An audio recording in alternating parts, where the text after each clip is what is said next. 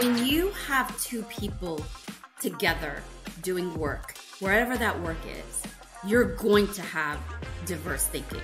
There's nobody in this world that's the same. Like, it's just not going to happen. I would say for every organization out there, find your language. Like, shine it. Like, be deliberate, right? Gain consistency in language. And every day I sit down and I meditate. I pause and I give myself acceptance. And I look and say, whatever happened, I am okay. I am brilliant. And it is through that work of reflection. It's through that work of understanding my stories and being, like, literally accepting who I am, where I am, what I'm doing.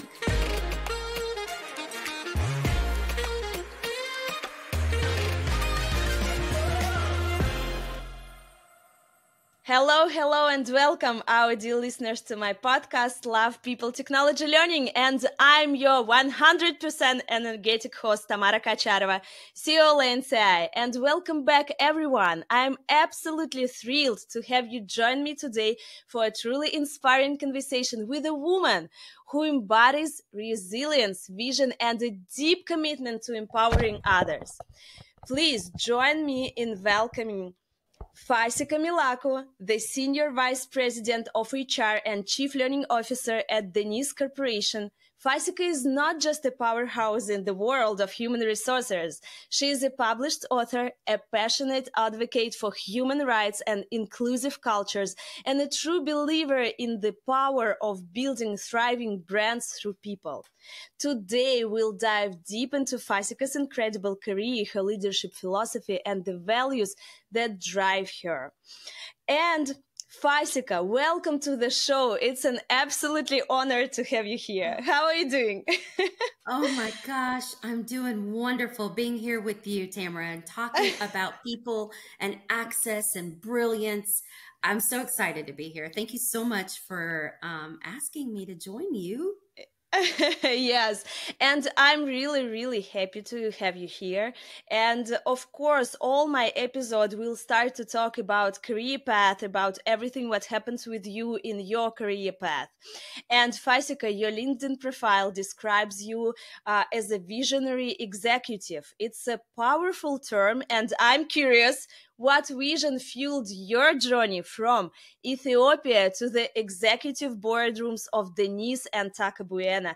What were those early dreams and how did they evolve as you navigated your career path? Oh my gosh. First, thank you for asking that question. You know, everyone's story is so important. So I can't wait to find out your story. But thank you for giving me a light to talk about my path. You know, when I started in life, I didn't know this is where I was going to be, right? Mm-hmm. I was born in Ethiopia. I started there, my upbringing.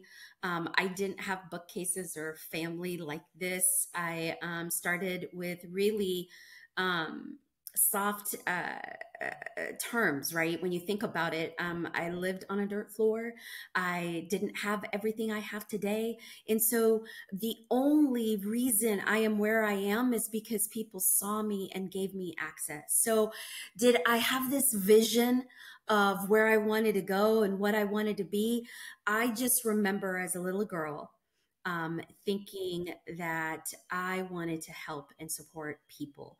And I remember in Ethiopian culture, I remember seeing people feeding each other. That's actually what we do. And we sit down and eat. And I remember opportunities that I actually can visualize sitting, cooking, seeing my mom cook on fire, seeing my mom feed others and knowing that was a part of it. And that's really where I started my journey of seeing others and supporting people. So did I visualize this when I was a little girl? No. Did doors open up for me to get here? Absolutely. Mm-hmm. Yes, I love this story because, I truly believe that's our mission and our story started from our childhood and small pieces. It's something which we have in our mind and we remember it. And after that, step by step, we start to walk through our life journey. Yeah. And maybe you will add something how you came, like how did you come to HR and learning and development, because it's really supportive function, because Yeah. we Yeah. support like a lot of people all over the world from HR function, from learning and development. Yes, tell us more. So how did I come here? I will tell you first, my story and how I got here really started when I landed in the States. Yeah. So I got to be in the States when I was about 16, 17. And my friends in school, when I made friends, they couldn't believe that I wasn't working. They, Mm-hmm. because at that time I was a candy striper, and they're like, "You're working for free?" Like, what are Wow. you doing? Right. And I didn't know, like, where I was, where I lived, you know, my age, we couldn't get Yeah. money that were open door to accessing, right? Your first job wasn't something I really knew. So when I came to the States, my culture was, hey, I'm going to go into, my parents were, you're going to go into the medical field. You go in and become a candy striper. And then my friends were like, no, no, no, no, you go get money. So my first spot that I walked into was Red Lobster. And I got to become a hostess. And I couldn't believe that I was getting money to smile and say hi and to be of service. And I did as much as I could. And that's where my journey began, because it was then I looked for people. My general manager was amazing. Her name was Debbie Sari. I still remember her today. She introduced me to so many things. From hostess, I became a cashier. From a cashier, I became a server, a bartender. That took me through college.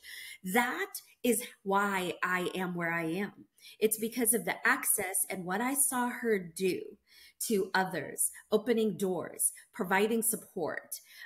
That's why I am where I am. And so from there, it just, doors opened. I moved from Darden to Brinker International, moved from Brinker International to a small company called Taco Bueno. And there, again, it was access. It was someone seeing me, someone opening a door, someone saying, hey, Fasika, come here. Let's work side by side. And Mm-hmm. that's what fuels my vision when you ask about visionary. You know, I believe there's talent in everyone, so I see visionary in everyone.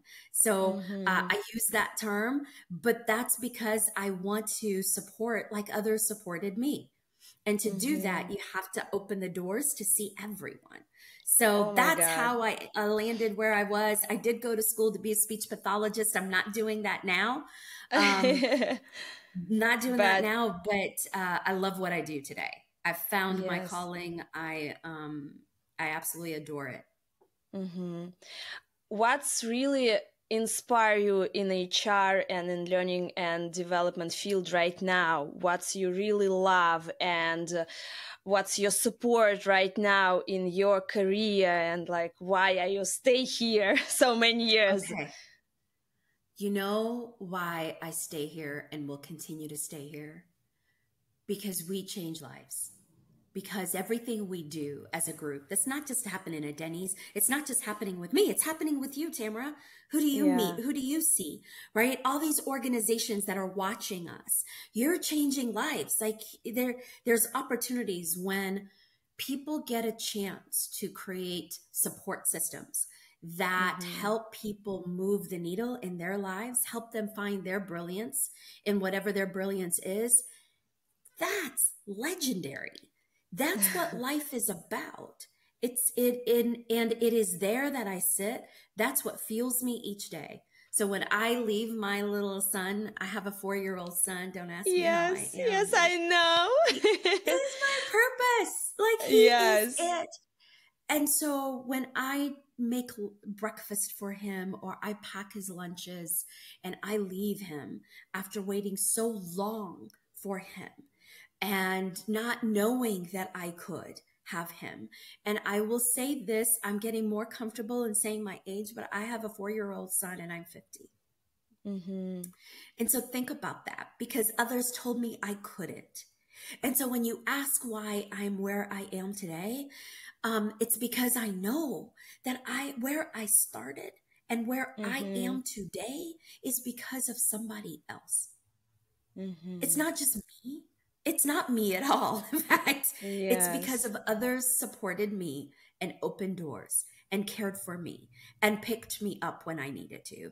And so I think that is the essence of what we're all about in this world of people that we play in, right? Yes, right. Absolutely right. And like I feel so much like, now energy and like something so warm inside me what you are talking about. And like thank you for sharing it, because like for me it's like the same, because my mission was why I stayed a lot of time in HR and like in educational technology, because like my mission is to make people happy and to find my happiness through that, through this journey. And like yes, and it's why I love people so much. One day my husband asked me, why do you love people? Because like people, like like man, like people, who is this people, who is that people?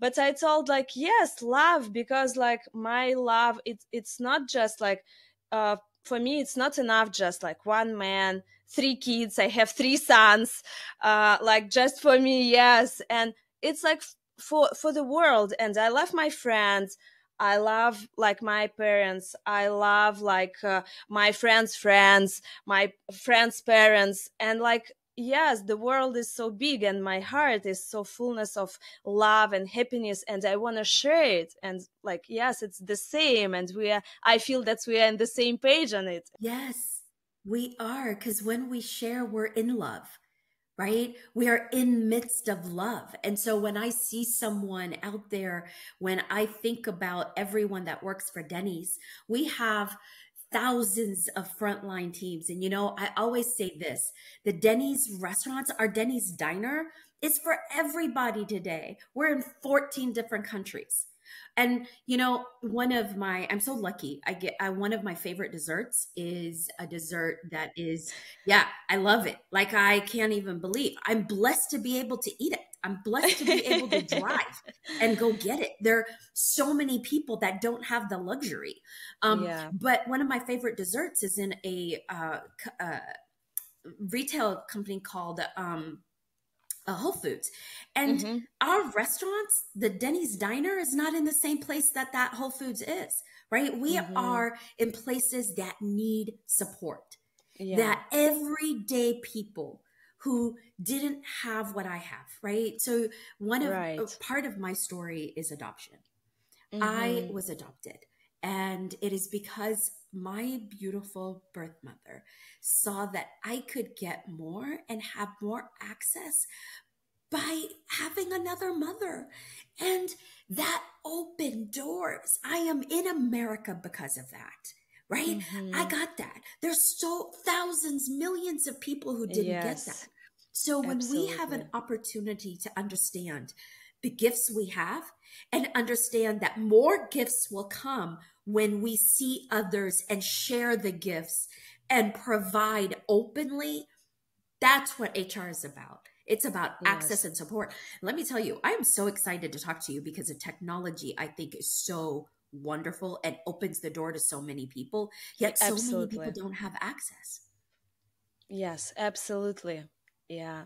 Yeah, I have like I have right now goosebumps, like because yes, you are telling something what resonates with me the same way. It's why I have educational technology company, because I want to share like the special like platform AI and support people who doesn't have like access like all Yes, over the world. Yeah. yes, right. So I love the space that you're in. Anyway, I had Yes. to say that. Yes. I had to Thank share. you. Thank you.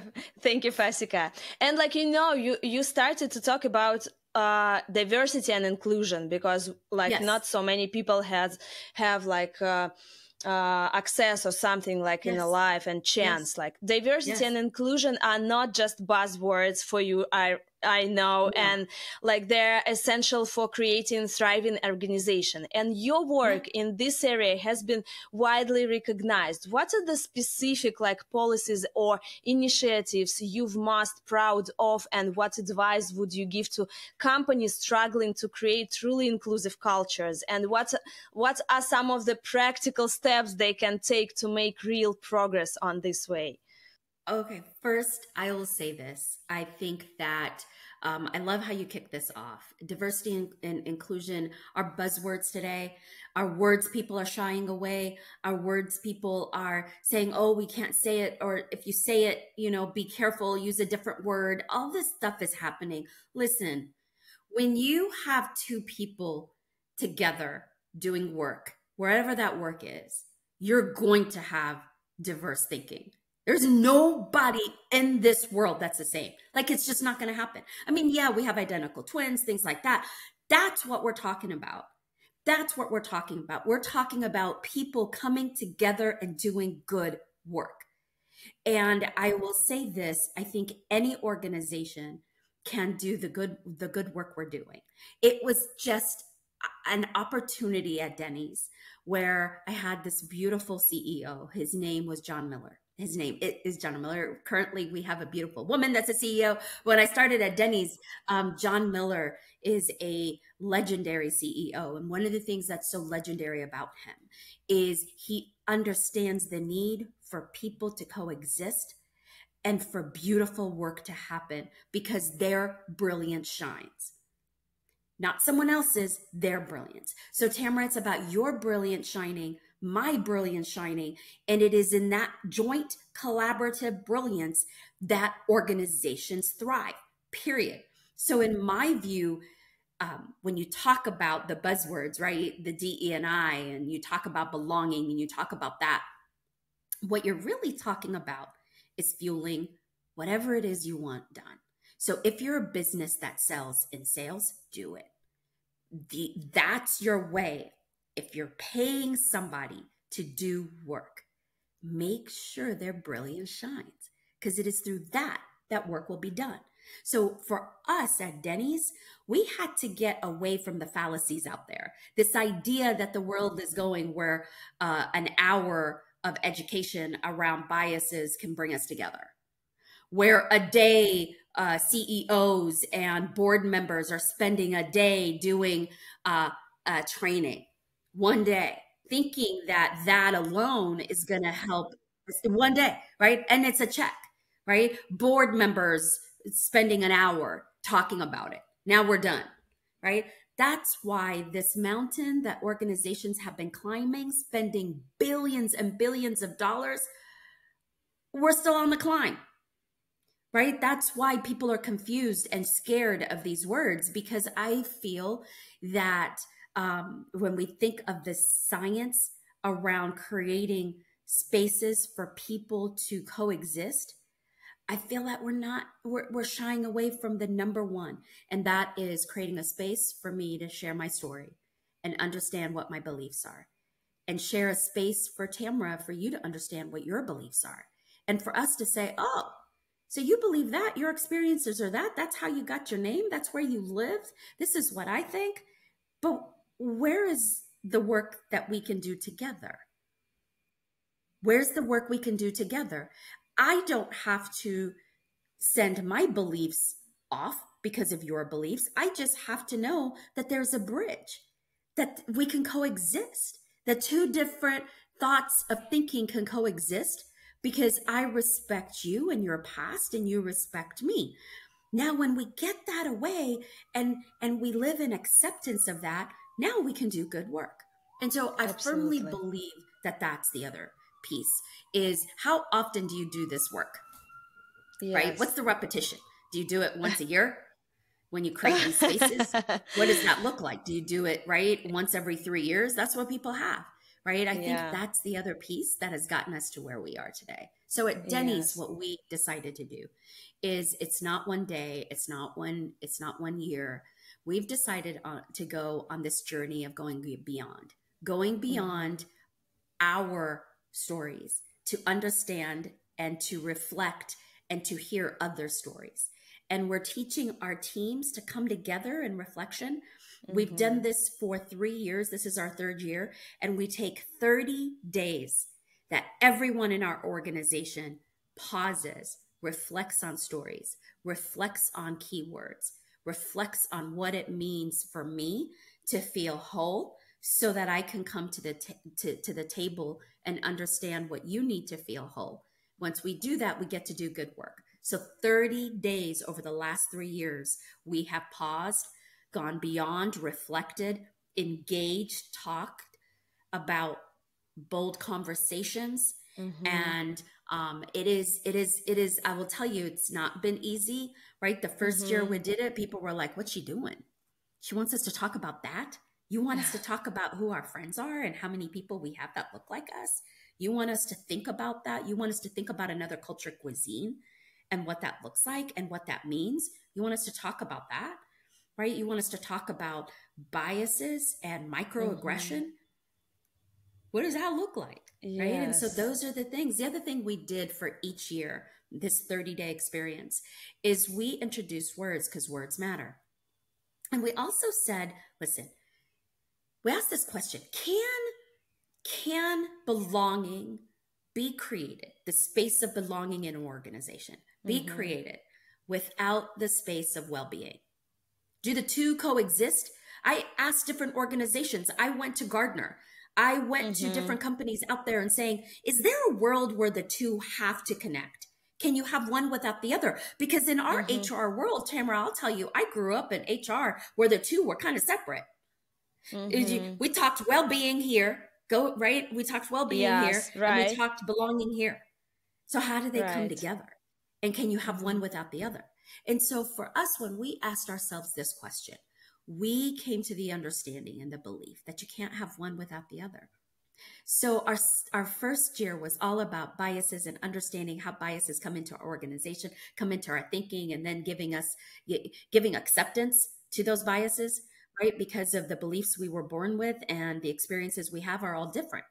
The second year was all about empowered well-being.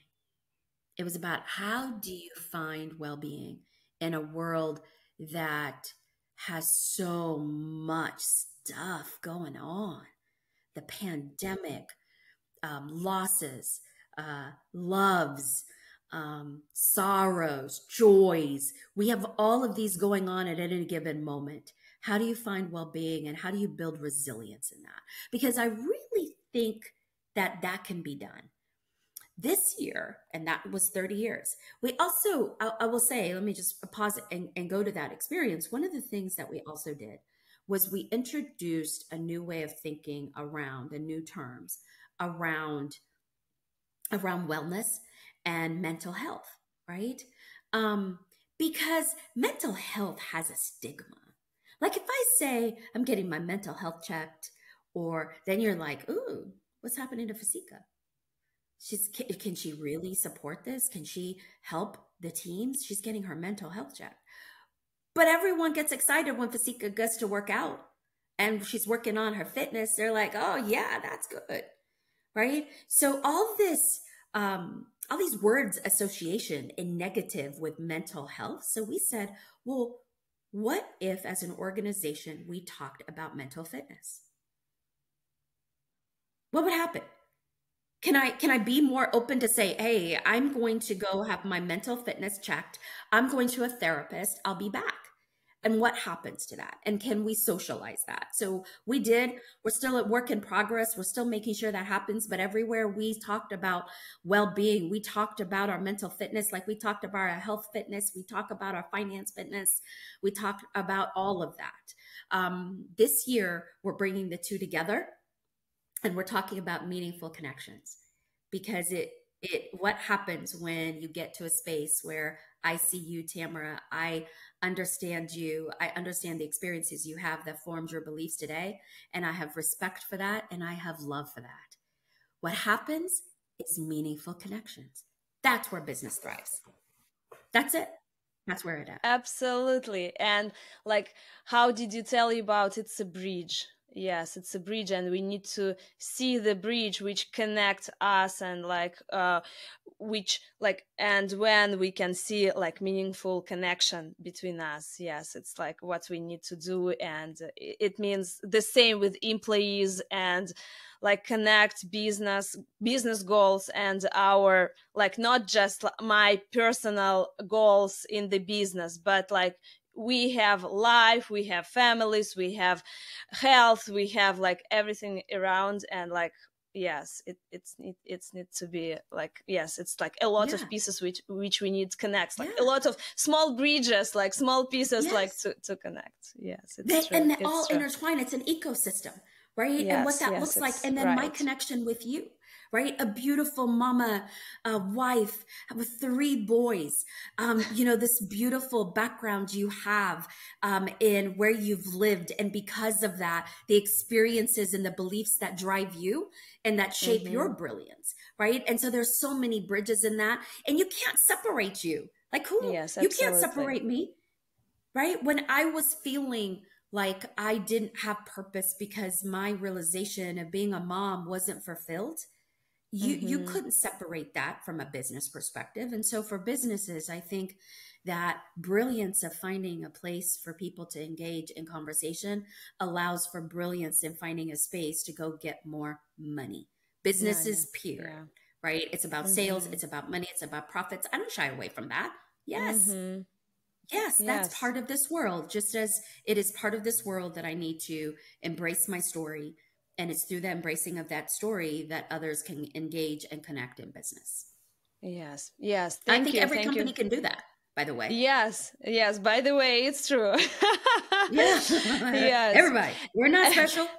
Yes, yeah. And like, but like, yes, you're not special, but like unique. I think so. We are not special, but we have something We're really, all unique. really Yes. special. Yes, we are Yes. all unique. Yes, We we are are. different, We're but like stars. we have a lot of We're like, stars. Yes. yes, it's true. I And love you that. had the opportunity to lead like in multiply industries, like from restaurants to technology, and that's giving you a unique like perspective. What are the common threads you've seen across successful organizational cultures, regardless of the specific business? Are there certain values or practices that consistently lead to positive outcomes to both employees and company? You mentioned love something that of that. question. Yes. I love that question. I stay in that question. I will say this. Doesn't matter what you sell, how you sell it. If you sell it online, if you sell it as a restaurant, if you sell food that you manufacture and it travels to get there, it doesn't matter what you do. If you sell a platform, a phone, a widget, you are selling and your business is thriving because of people. And so I believe a couple of things. One, I have an intrinsic belief that culture drives organizational values and values drive organizational culture. And if you don't understand the two and how they coexist, I think that is hard. That brings a mountain that you don't need. And so, what I would offer, what I've seen successful, is understanding that your values will drive your culture and your culture will drive your values. So, if that bridge between the two is not there, then you'll have static and people will see things that don't align with your values. So, the culture where you're living, breathing, you see it. I see culture. You can see it, you can feel it, you can hear it. It's not written. It's actually in behavior. It's in behavior and how people navigate. So that's the first thing. I think it's making sure there's aligned, making sure you see it and you understand it, not just what you want, but what's visible proof, the word on the street, right?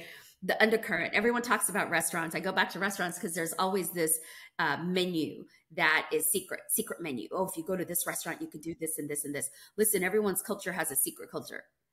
It's the one that, right? It's the one that people don't want to talk about or ones that fuel it. So understand it. That's the first thing I think is understand that. The second, I believe, is language. In Ethiopia, there is some inherent language that comes in. It is a definite. So when I see someone that, regardless of where they are, I can tell when someone's Ethiopian. I can tell there's a distinct look, and we stop and we talk and we kiss 3 times. And I will bow. I will say hello. I mean, we'll just be an end up of just bowing back and forth to each other. Like, okay, I gotta go. Right? It is that language. Because, so I would say for every organization out there, find your language, like shine it, like be deliberate, right? Gain consistency in language across the board. That is instant. You just know that happens. There's another love language we have that's feeding each other. It's instant. It's instant. You know it happens. What is, as a business, what is your instant language and how have you aligned with it? At Denny's, we have an instant language. It's called the Denny's Way. It helps us understand who we are and what we do across the board. If you're a server, if you're an owner, if you're a cook, if you're a strategist, it's the Denny's Way. What is your language and how do you coalesce around that language? And how does that help you find structure and peace? Because everybody knows it. That's the other thing that I would say is the last piece. Give access. Give access to everyone. So often you go into an organization and you find that everyone doesn't have the same access to master the culture, to master knowing how to be successful, to have the same piece of pie that everybody else has. Don't covet that. Don't like hold back. Like give it freely, right? One of the things that I find in the States is everything is given so freely, right? We have infinite, right? We have infinite. There's so much, there's so much, there's abundance. And if you live in abundance, you will get abundance. And so don't hold back. If there's some way, some idea that you have, make sure anyone, whether they are a strategist, a CEO, or someone cleaning the floors and making sure, like a Disney, it's so clean. I'm like, who? Oh my goodness. And I always knew that was there, but do you know I went to Disney for the first time? When? First of all, not everyone can go to Disney. Like, I know that. That's crazy that I could go, right? But I'm old. And I just went. And I'm like, it's true. It's clean. Oh my God. Oh my God, it's so clean. Who do they know?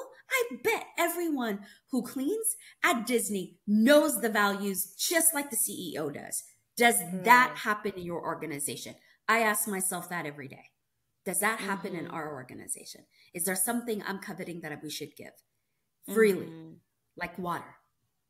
Oh my God, it's true. And like you, which I really like support and know, like entrepreneur and founder of the company, it's about language. For me, it's like I called it like a culture code. It means like we have like special culture code, and all the companies like should have like their own culture code and support it. And like, it's true. That is exactly it, right? So what does that look like? What is unique? What are your values and does it support it? What are the culture? What's the language? And then is it accessible to everyone? Open the door. Yes, absolutely. Free. And you mentioned before about pandemic and everything what happens with us. And like I have a question about this experience for you, because like the pandemic, it's something what happens with us, not like every day, right? It's like first time in my life was several years ago. And the pandemic was like really the pandemic was a defining moment for so many businesses and leaders. And you've spoken extensively about building a resilient workforce in the, like it's like aftermath. And what were the biggest lessons you learned during that period, both personally and professionally, and how have they shaped your leadership approach? So I'll tell you, the pandemic was something personal for me, right? Going into the pandemic was the time that I was focusing on trying to realize my best self. And that was being a mom. I knew that that was my best self. And so I went through agony and pain. I didn't want to be there. I will tell you very openly that I didn't know if I could see a world without a baby, without having an experience there. I didn't know if I could see a world there, right? So that happened right before the pandemic. I had to go through some some work personally in being open to share because I was embarrassed.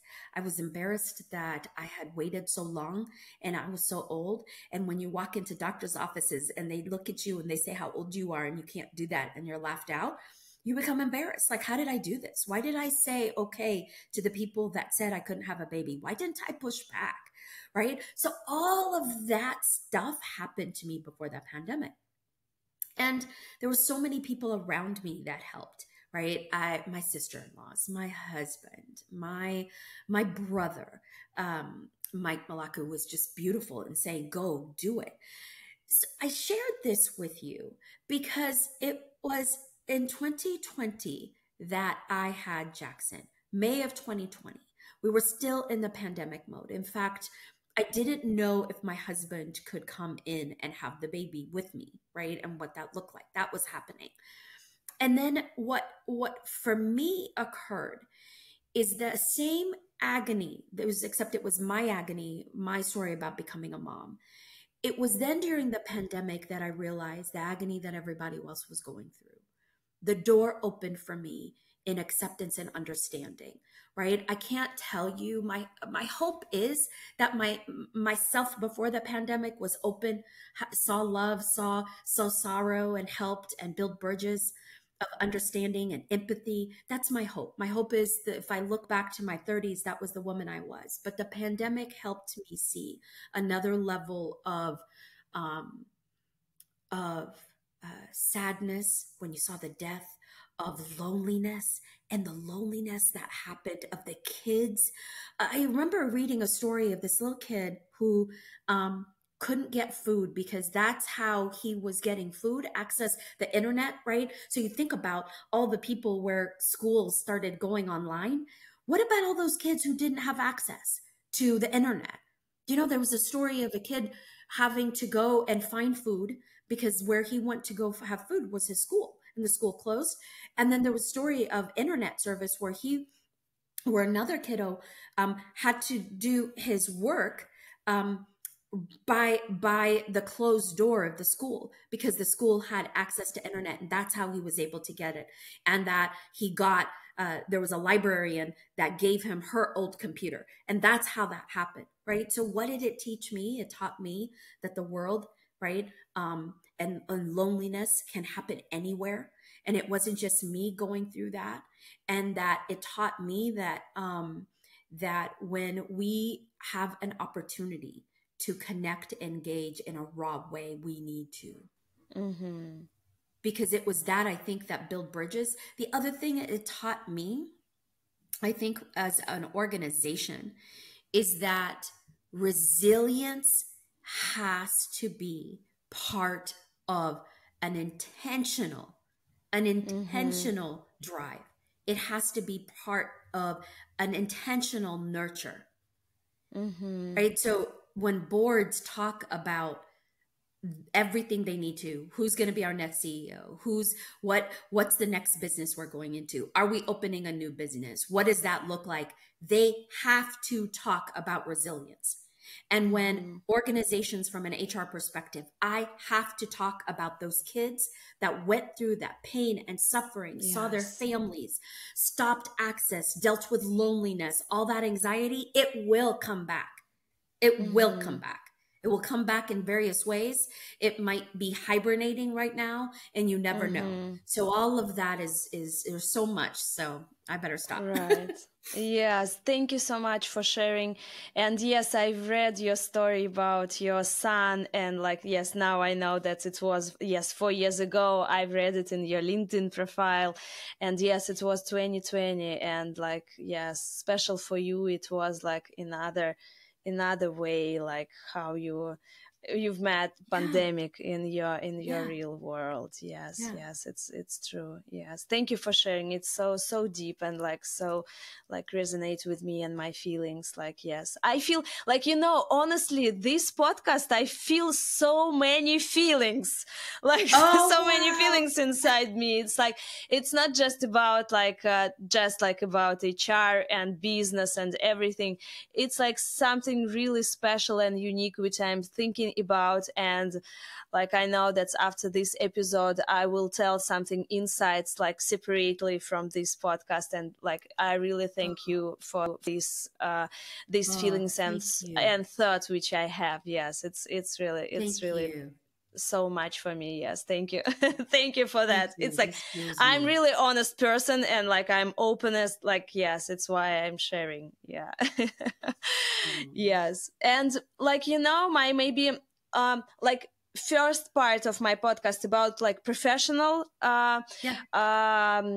professional line, and my maybe like one of my last question about like professional line will be about one really interesting thing for me too, and like I think for my listeners too. The world of work is consistently evolving, and the pace of change like seems to be accelerating, and it feels like we are in a period of disruption and reinvention, and that's impacting every aspect of HR and learning and development. And I've Yes. been reading a lot about like how the skills gap is widening, the need to reskilling and upskilling is becoming more urgent, and like the employee experience is taking center stage. And Josh Bersin, like I know you know him, a leading industry analyst, Yeah. talks about the need for HR to become more agile, data driven, and employee centric. Like, yeah. And Yes. Fasika, what are the biggest challenges you see facing the HR and learning and development fields in the coming years, and how can leaders prepare for them? What skills and mindsets will be crucial for success in the future? What do you think? So first, I think the number one thing we have to do is we remember that we don't know everything. I just pause on that, right? Because everything that was part of our thinking of yesterday, right? Even yesterday, right? Something new was invented between the time I woke up. I went to bed last night and I woke up today. Something somewhere, some kid, some person, some incredible, brilliant invention is happening that is going to change the space. And how am I ready for that? How are we ready for that as a business? Right. And I think it is that is why, right, that I talked to you about resilience, agility. Resilience builds agility. There's something, though, in that formula that we have to have. In order to, I would say, nurture, right? I use that term, nurture resilience. You have to be okay relearning. You have to be okay as a person that is driving human capital to know that we don't know everything, and what we thought was is not going to be tomorrow, and that you are okay to say that out loud, and that you live with a team of people, you commune, you engage, you do brilliant work together with a team of people that knows that that is okay, and that what we know today is going to change, and that is okay. And that if we live in that and together from a brilliance perspective, from a resilience perspective, we can make it through. In fact, it is in that area of volatility, that area of uncertainty, that we can find our superpower and navigate through as a business because of people that we have in our organizations. And so for you, I would say for us and Denny's, what we are thinking about is, how do you build resilience? How do you build resilience with leaders? Because leaders make a difference, right? In a time period that's uncertain, in a time period that's everlasting and change, right? And we want it to. Look at Chatbox. Look at this. Look at what's happening with AI. Look at what's happening with how the world is changing and moving, and every day something new is being invented. Every kid out there, the opportunity to be curious and to lean into that, right? So I'd say the new formula for me is one that says nurture resilience, one that says lean into curiosity, and one that says be open to learn. And I think it is in that sweet spot, right, where we're saying we don't know anything because it's going to change, but we do have each other. It is in that sweet spot that you can land your planes, that you can land your rocks. and curiosity and learn every day. It's something which I learned from my kiddos. I can see it, like, yes, step by Yeah, step. And yeah, it's true, yeah, we forget, like yeah. adults forget about curiosity and learning. But Yeah. like we are really lucky, we have kids and they can support it with us, and like we need to see it and like Oh, support yeah. it. And like the same for businesses. Yes, it's true. The same for It's true. businesses, right? Jackson teaches me every day, Mommy, that's not how you pronounce it. Like, oh, Yeah. okay. Right? I mean, yeah, yeah. And he'll say, no, Mommy, say it with me. Say it with me. Yeah. And he'll Yeah. break it Spell down. it, spell it, Yeah, like. yeah. English was not my first language, right? So I Right, don't. right. I don't know. This same for me, because, like, English is not my native language, and my eldest son, he is really, like, he has a brilliant American accent, and I hear his accent, and oh my God, Clayton is so beautiful. Like, Oh, let me. And sometimes he corrects me, like, "Mommy, do you know that it's like you need to tell it, like he listened me, and like he's waiting when he can tell it to me, like, Mommy, like you need to tell." "Okay, boy, yes, thank you so much, thank yeah, you for I your see feedback, you. I accept it, I accept Yeah, it." yeah, yeah, yeah. I'm telling you, Yeah, right? yes, it's It's true, okay. And it's being okay with true. that. Being okay with Yes, that. Being absolutely, okay with someone else telling absolutely. you. Yeah, Yes, yeah. yes, it's true. We are learning, and like, yes, it's We true. are. I love it. We I are. love it. And We like, are. my like next question about, like, Maya Angelou once said, "You may encounter many defeats, but you must not be defeated. In fact, it may be necessary to encounter the defeats to so you can know who you are, and you can rise from how you can still come out of it." And you've Yes. spoken candidly about overcoming chronic self-doubt. And what advice would you give to someone struggling with similar challenges, particularly in the professional realm? How can they cultivate self-belief and navigate those moments of uncertainty?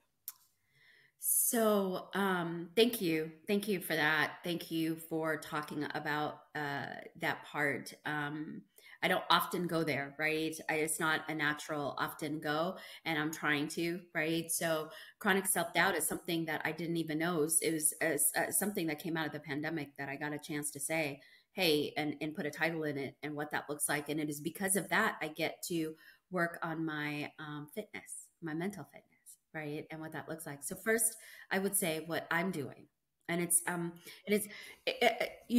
share this. So my husband is I'm so proud of him. He's clean and sober for 33 years. He The principles of sobriety is amazing. One of the things he does is every day he realizes that he can't drink. He it's not good for him. If he drinks, it does so many things. But he realizes that if he does not do work on himself and support himself, and pray in whatever his thoughts are, or meditate, or whatever that thing is, or go for a walk, or exercise, or stretch for him, or talk to another person for him. If he doesn't do that, if he does not go into a world where he says, you know what, I'm going to make amends. I did this. I'm going to make amends. What he realizes is he keeps that with him. And that impacts his ability to be who he's meant to be. And when that happens, he might lean into another vice. For him, it was drinking. For me, my vice was self doubt. I would lean in when I didn't do work on myself, when I didn't support myself, when I didn't love myself, when I didn't pause and find out where I get my strength from, what that is, where does my super power come from. When I didn't do that, I automatically let my itty bitty committee in my brain talk about why I wasn't, what I didn't have, where I needed to go, what I should have said. How can a woman like me, right, where I started from, how can a woman like Mm-hmm. me be somebody that that other people will look up to, Mm-hmm. right? How can a woman like Right. me that doesn't have the hair she needs to have, right? And right, from my culture, how can a woman like me show up as a woman? What does that look like? Mm-hmm. Right? So I literally had to do work to say, how do I love myself as I am? How do I Mm-hmm. lean in? And I had to go back to that word, resilience, right? Mm-hmm. As I am, wherever I am, right? As a older mom walking Mm-hmm. into take my son in with all the younger moms, how do I love Yes. myself through that, right? And so I literally had to do the work. And every day I sit down and I meditate. I pause, and that looks different for everybody. I pause and I give myself acceptance, and I look and say, whatever happened, I am okay. I am brilliant. I am meant to be here. I add value. And it is Mm-hmm. through that work of reflection, it's through that work of understanding my stories and being like literally accepting who I am, Mm-hmm. where I am, Yes. what I'm doing, loving that, and being okay to say, ooh, I Oh, made a mistake, yeah. right? Right. And Right. I think that drives brilliance and that helps Mm-hmm. me. But it is an everyday battle. Everyday battle. Mm-hmm. Yesterday was a battle, Yes. right? It was an everyday thinking. And so the day I forget that I need to do that is the day I fall into my own Mm-hmm. worst thinking. Mm-hmm.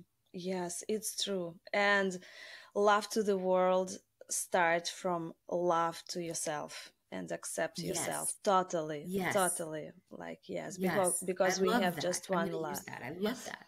Yes, it's true. Oh my God, thank you for sharing. Yes. And you like now I want to ask really so deep question for me, like because I'm a mom and I know how to be a mom, and I can't believe my love without my kids. And Fasika, you've been incredibly open about your journey to motherhood after facing infertility, and I admire your vulnerability about that. And how did that experience shape your perspective on resilience and the importance of mental wellness? What did you learn about yourself and your inner state during the time? Yes. Here's Jackson brought so much into my world, right? I um I learned strength because I had to be able to walk in and regardless of how many doctors said no, they're not going to help me, I kept going, and it was an everyday battle to do that, right? I had to learn acceptance because every time I went in to see the doctor, they're like, "Oh, you are old." Right. And there's this term called geriatric pregnancy, and I was past geriatric pregnancy, right? And so what that looked like, and I had to start being okay with those words, and so I had to learn for myself that other people's stories, other people's experiences, what other people were taught, doesn't mean I need to pick up that baggage. And so I had to learn that, right? Just because they think that, they wondered. And I knew when I went in, when I had a different person looking at my baby and showing me the images of my baby and the way they would talk to me or what that looks like, I knew where they were going, right? And so it was their experiences, though. I didn't have to take that as a negative, and I learned that. I learned that. So I learned courage.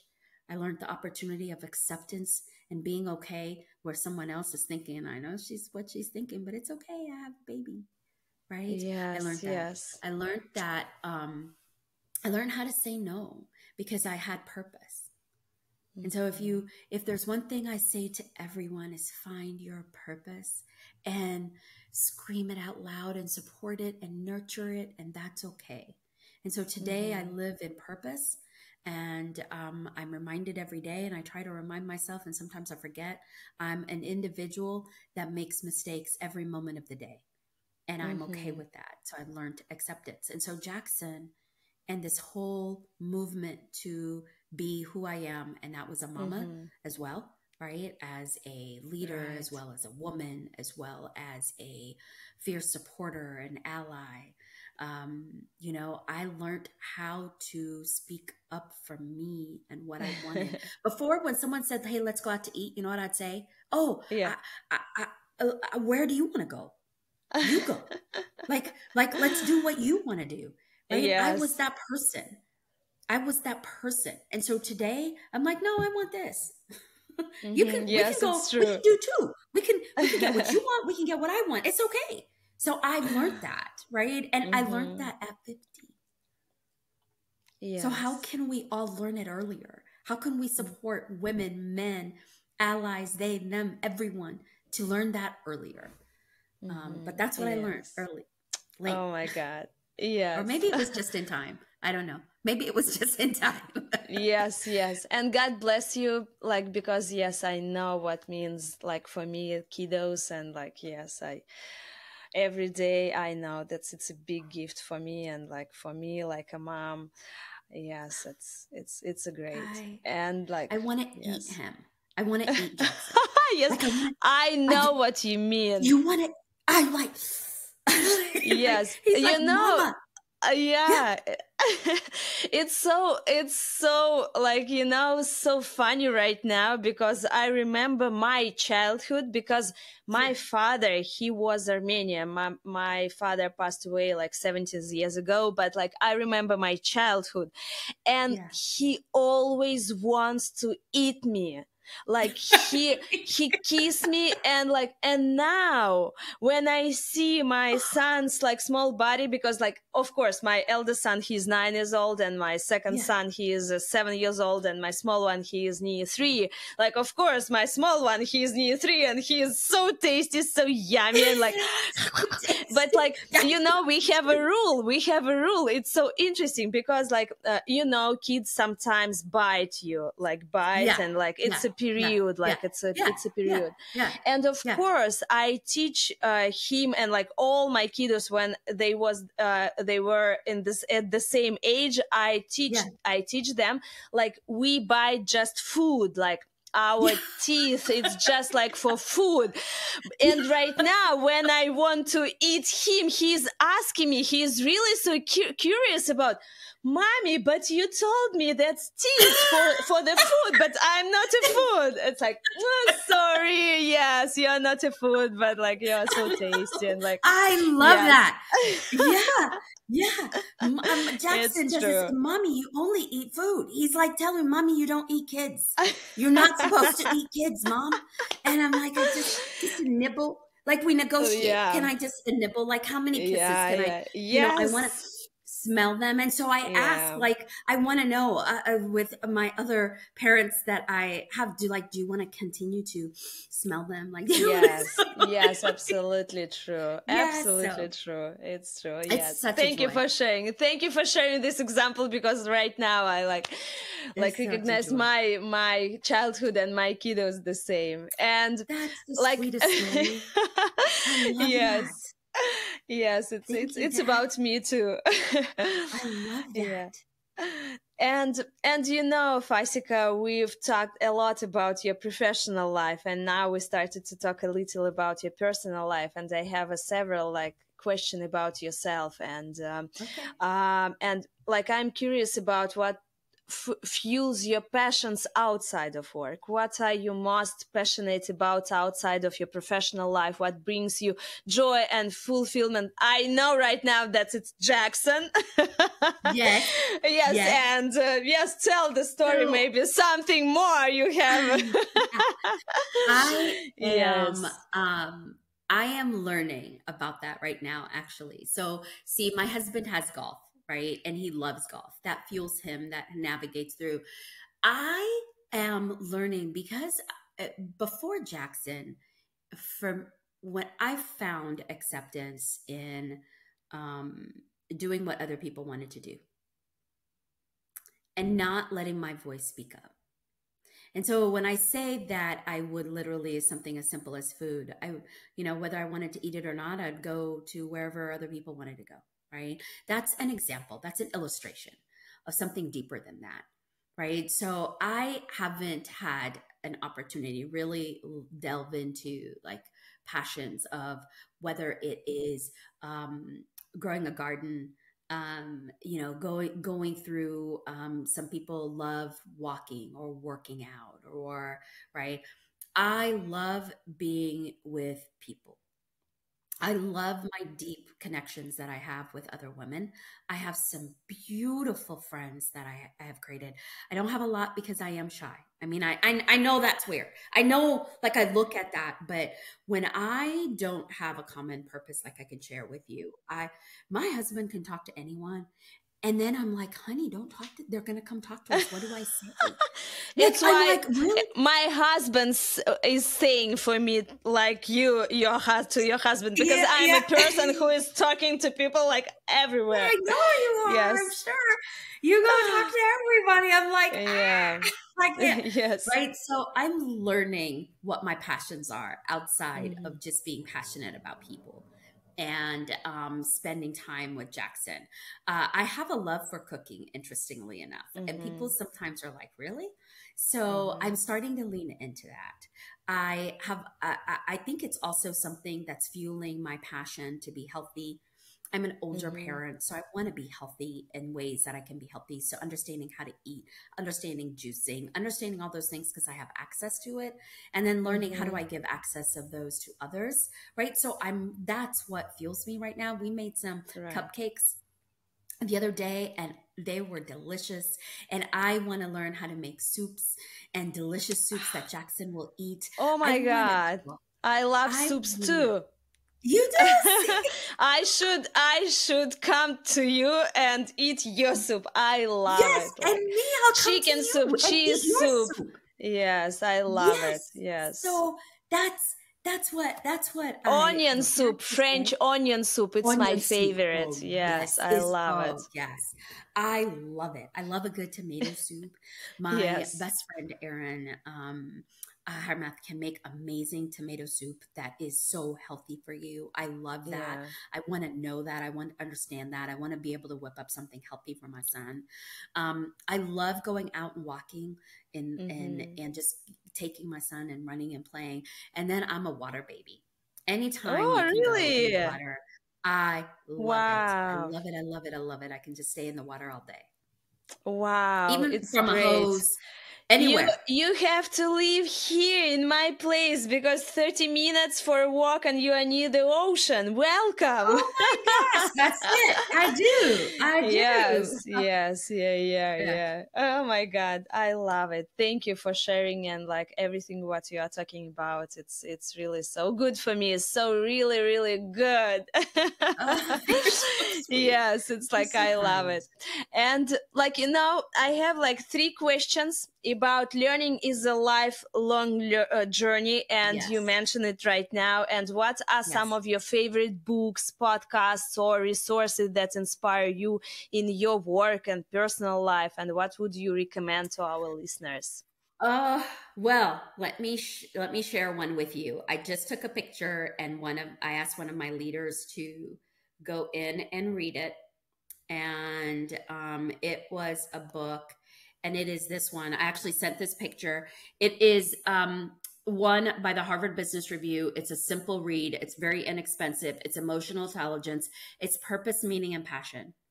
And I don't know if you can see it. No, you can't see it, but I love it. I love it. I love it. I love it. I think it is huge. It is one that is amazing. I was going to see if I had one here. I think I just gave it away. I probably have someone somewhere. I have it. The other one that really helped me in my career is called the Oz Principle. It's about the Wizard of Oz. And I wasn't in America when the Wizard of Oz the movie came out, right? But this whole idea is that someone is going to find something that they believe somebody else has, but they need it to fulfill their dreams or their lives, right? Something. I need this and I don't have it, right? And then they understand in this journey that they really have everything they need. It is such a beautiful story of abundance and seeing acceptance, right? That you have everything you need. We don't, we really do. And I know that when I think about that literally, right? I know there's so many worlds today, so many areas of the world today that people don't have water, they need it. People don't have nutrition, they need it. All of that, right? I get that. It is tough. And so I can't say this without saying that. But as humans, one of the things I try to do that has taught me is that I am accountable for me, my results, and whatever I need, I can find it within myself. And so, how do I do that? But that's why I think it's so beautiful about what we do. We provide access. So imagine if we can, by providing access for ourselves and each other, and believe in abundance, we can help everyone realize that they have what they need, right? Because the two intersect, and what beautiful world we have. Does that make sense? Does that make sense? So that is one book that I love. I've always loved it for years. I think that's amazing. The other thing I will tell you, the other book that I love is any book that you can get that has empty pages is amazing, because then you can fill it with reflection. Mm-hmm. Yes. Seriously. That's great. Really? Fill it, and any pages, a pad you have, anything, a piece of paper. Reflect on what happened with you today, what you loved, what you didn't. Have acceptance in that. And just by writing that down, you start building resilience. Like, okay. Yes, it's true. Okay. Oh my God. Just every day, right? That's the third book I will tell you that I think you have to have. It's great. Thank you for sharing, because I didn't read like first of book, like second, yes, and I wanna find it. Like I wanna look at and start to read it. Yes, thank you for sharing. It's beautiful thinking. Yes, and in the end of my podcast, I have 3 small questions for every guest. The same question. First question is like I have to ask, what was the last thing you asked ChatGPT, or maybe, I don't know, maybe Copilot, or I don't know what you use from AI? Yes. Okay, I'm going in right now, and I'm going to look at the last thing that I asked about was about I wanted to ask about thank you ideas. I wanted to go out and ask about what are some thank you ideas that I don't even think about, that no one has thought about, right? Just to say thank you, just something that is different. I wanted something different and creative. And I was thinking, why not ask ChatGPT, right? Why, right? Because we do the same old things, but how do you truly say thank you authentically? And I wanted to know how to say it in different ways, right? So I asked it to research all the different cultures out there, right? And what thank you could mean for all the different cultures. And so that literally was the last thing I did. Did you find something really surprised you, like maybe some thank you, like, and you was surprised? You know, I kept digging in, right? Because I wanted meaningful ways for thank you. And one of them that I ended up with that just came from I think continuing to ask that question. It wasn't really culturally. I found that thank you is meaningful. The one thing that was interesting is cultures outside the US. I see that is just sitting down and having connection. Right. So literally having, like, going to say thank you by going to sit down. So I asked, how do other people say thank you to their grandmas? Right. How do other people say thank you? And that literally it was. And then I found notes, writing notes, making sure that happens. That's universal. That was universal. But one of the things that I think I'm going to do different, and I was really doing this for a meeting that we're going to have with our owners, is I'm going to shoot video. Personal video, so they can share it and they can always see it and they can go, and then I can just be spontaneous and me, and it's not right. So yeah, that's where I ended up. Yes, thank you. And tell us your favorite quatrain or lyrics and explain why exactly you choose it and what resonates with you about those words, or something, maybe like some song. I don't know. All I want to do is go no matter what. There's and I make up songs everywhere, so just let me know that, right? But you know, I Rise is also one that I love. right? Mm-hmm. But all I want to do is win no matter what. And I change it with anything I want, right? All I want to do is rise no matter what. All I want to do is coach no matter what. All I want to, right? Whatever it is. I think it's Oh my just God. beautiful, Yes. right? You can change it, you can move it, you can dance to it, Yes. whatever Absolutely. it is, right? It is just beautiful. There's Totally another agree. song, huh? Yeah, right. There's another 100%. song. um, Yes. my son, listen, I love it. It is called Good Morning, and it is a video. Good morning, good Good morning. morning. Today's gonna be a great Yes. day. Good morning, Yes. and the kids are dancing like this. That today is going to Absolutely. be a great day. So it's a beautiful song. I love it. If you love Coca Melon songs, so beautiful. Yes, Yes. yes, Yes. yes, yeah, yeah. Yes. It's going to be Great, great. special and brand new, right? How do you say Thank that's y- beautiful, right? It's yes, going to be yes, brand new right. today. Yeah. Yes. And like, yes, it's so great mood right now for me after this song. And like, yeah, like how do you like sing a song like one day we need to go to karaoke together? Yes, let's go. Let's I go. think so, yes. And my last question, it's really interesting. It's called Ask the Next Guest. On my podcast, here's how it goes. Every guest gets to throw a question at the next guest, and I believe it adds a unique touch, allowing the previous guest to pose a question to the next one. Jennifer Harvala was my wonderful guest, and she passed on her question to you. Are you ready to answer? Okay. Yes, I am. Yes, yes. Tell us a moment in your personal or professional life that resulted in the biggest impact on who you are as a learning and development leader. Woof, woof, woof, woof, woof, woof. There's two. And I think you guys probably know already one, and that Yes, one. is Yes, I the remember. right, right. I think you probably already know one. I think the biggest input that shaped the woman I am today and how I lean in are my two mothers.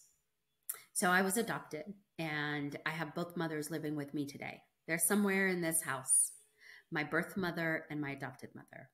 And that experience of being adopted, that experience of having both lives intertwined with mine, is something that is a beautiful thing. That has changed me forever. I still learn every day how it changes me when I see the woman that I look like and I see the woman that shaped my mind, and I see them together in relationship and I see them in harmony. That has changed me. And I thank my husband for living with both my mamas, and I will forever make sure that they are served and they are taken care of. It is because of them I am. Mm-hmm. Oh my God, I love it. And now your turn to ask my next guest about something which you really want to ask. Oh my gosh, that is so awesome. I love this idea. I can't wait to integrate Yes. this idea into something that I'm doing. I'll have to think Absolutely, about how absolutely. You we can can integrate. do this. It's a great. It's true. So I love one of the reasons why I love the question that I was asked is because it is so in story, right? It is about a story that has shaped a belief. And I love that. So I want to pass that beautiful opportunity on to someone else. What I've found is that as I talk to different people, so my name means Easter. Fasika is Easter. It's Amharic and it's Easter. My last name is Angel, Easter Angel. So I found often that somebody today, that everyone has a story in either how they were named, where they were named, or where they were born. And how has that shaped them, right? How has that shaped them? How they were born, where they were born, or their name and what their name means, and how they found that meaning. I would love to pass that story of reflection on to the next guest. Wow, it's a great question. I've never heard before, but like I love this question too. It's so interesting. And Yes, one of the two, right? It's so right. interesting when you hear people and how their names are, or what that looks like, Yeah, or who they were named after, or their experience and where they were born, and what yeah, they think of that, right? And how that has shaped them today. yes. It's interesting. My name, Tamara, it Yeah, means dates palm. yeah. Yes. Yes, Oh I'm a wow! tree. I'm a tree. I And you're yes, and sweet. like, and Yes. when I, yes, it's like something from wood, something Yeah. from leaves, something from fruit, and something Yes. from root. And it's all about me. Isn't Yes, that beautiful? and palm. It's something which I see now all over my Yeah, all place over you. because I live Oh in my South gosh. Florida, like through the Yeah. palms. It means I love sun and I love sun's energy. It's why I'm a person Oh. who I am. Yes, it's a great question. Oh. You didn't ask me, but sorry I for. love it. I'm so glad. I'm so glad you shared. I do want that. Thank you for sharing. Yes, thank you so much. Thank you. And Fasika, you know what happened? We've done, and Yeah. it was so amazing experience to have Oh. you. Thank you for that. I'm so blessed to have been and shared this time together with you. What a meaningful connection it was for me. Thank you for coming into my life. I really Yeah, appreciate that. Thank you for I asking know. me, seeing me. Thank you. Yes, and I know that we will continue our meaningful journey together, like after the my episode. And like, I hope you joined this episode as much as I did. And Fasika's vulnerability and openness about like her own struggles, particularly with self-doubt, were incredibly powerful. It reminded me like of something Brené Brown, a researcher on vulnerability and courage, once said. Vulnerability sounds like truth and feels like courage. Truth and courage are not always comfortable, but they're never weakness. And Fasika's journey is a powerful reminder that resilience, authenticity, and a deep belief in the power of human connection can lead to extraordinary achievements. And if you want to hear more inspiring stories from leaders like Fasika, be sure to subscribe to our podcast on YouTube and hit that Do it. notification bell. So yes, you Love don't it. miss a single episode. We release new interviews with incredible guests every Tuesday. And thank you again for joining us. Until next time, keep learning, keep growing, and keep striving to make a positive impact on the world around you.